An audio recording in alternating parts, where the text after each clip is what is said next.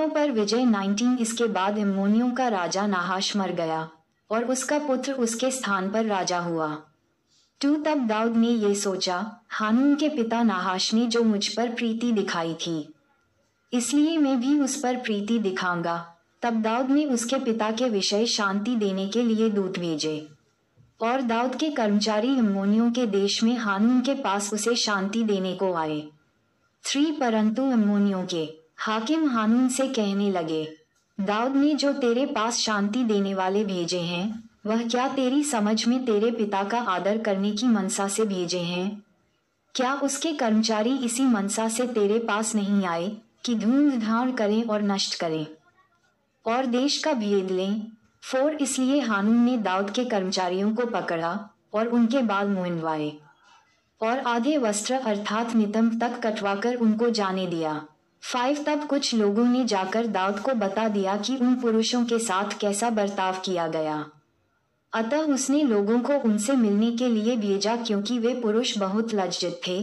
और राजा ने कहा, जब तक तुम्हारी दाढ़ियां बढ़ न जाएं, तब तक यरीहो में ठहरे रहो और बात को लौट आना। 6 जब अम्मोनियों ने देखा कि हम दाऊद को घिनौने लगते हैं, तब हानून और अम्मोनियों ने 1000 किकार चांदी अरम्हरम और अरम्माका और सोबा को भेजी कि रथ और सवार किराए पर बुलाए। 7 सो उन्होंने 32,000 रथ और माका के राजा और उसकी सेना को किराए पर बुलाया और इन्होंने आकर मेदबा के सामने अपने डेरे खड़े किए और अम्मोनी अपने अपने नगर में से इकट्ठे होकर लड़ने को आए।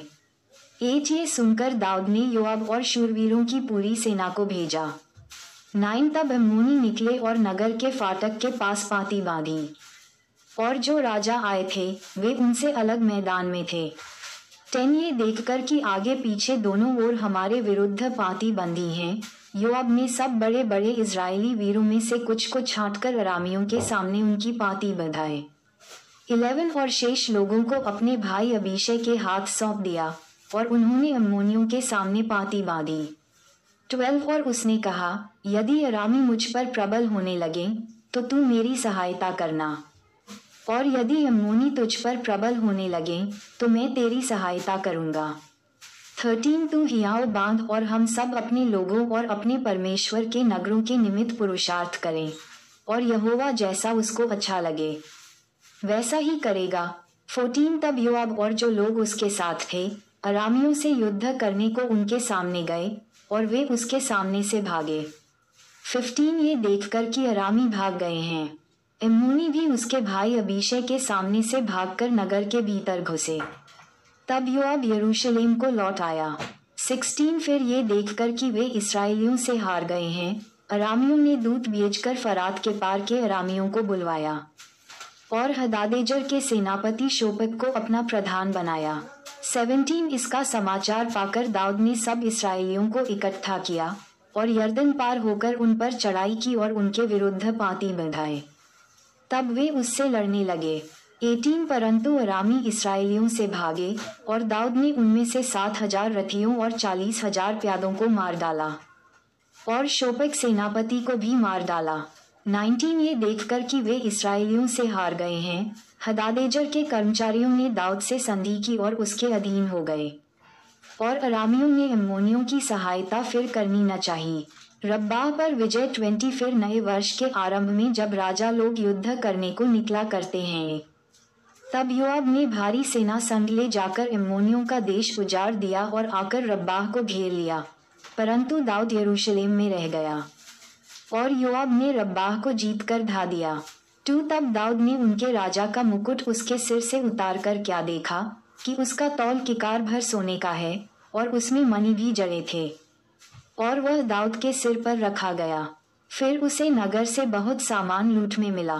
3 उसने उनमें रहने वालों को निकालकर आरों और लोहे के हैंगों और कुल्हाड़ियों से कटवाया, और अम्मोनियों के सब नगरों के साथ भी दाऊद ने वैसा ही किया। तब दाऊद सब लोगों समेत यरूशलेम को लौट गया। पलिश्ती दानवों का विनाश। 4 इसके बाद गैजर में पलिश्तियों के साथ युद्ध हुआ। उस समय हुशाय सिबके बीने सिपह को, जो रापा की संतान था, मार डाला और वे दब गए। 5 पलिश्तियों के साथ फिर युद्ध हुआ। उसने याईर के पुत्र एलहनान ने गती गोलियत के भाई लेहमी को मार डाला, जिसके बर्छे की छड़ जुलाहे की डोंगी के समान थी। 6 फिर गत में भी युद्ध हुआ और वहां एक बड़े डील डॉल का पुरुष था जो रापा की संतान था और उसके एक एक हाथ पांव में 6 उंगलियां अर्थात सब मिलाकर 24 उंगलियां थीं। 7 जब उसने इसराइलियों को ललकारा तब दाऊद के भाई शिमा के पुत्र योनातान ने उसको मारा। 8 ये ही गत में रापा से उत्पन्न हुए थे और वे दाऊद और उसके सेवकों के हाथ से मार डाले गए। दाऊद के द्वारा इसराइल की जनगणना 21 और शैतान इन्हें इसराइल के विरुद्ध उठकर दाऊद को उकसाया कि इसराइलियों की गिनती ले।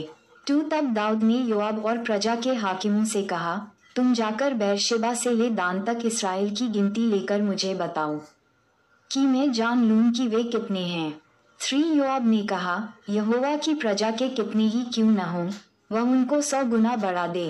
परंतु हे मेरे प्रभु, हे राजा, क्या वे सब राजा के अधीन नहीं हैं? मेरा प्रभु ऐसी बात क्यों चाहता है? वह इसराइल पर दोष लगने का कारण क्यों बने? 4 तो भी राजा की आज्ञा योआब पर प्रबल हुई।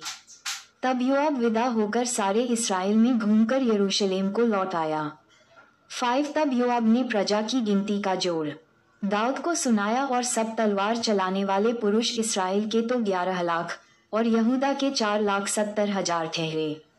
6 परंतु उनमें योआब ने लेवी और बिन्यामीन को न गिना, क्योंकि वह राजा की आज्ञा से घृणा करता था। 7 और यह बात परमेश्वर को बुरी लगी, इसलिए उसने इसराइल को मारा।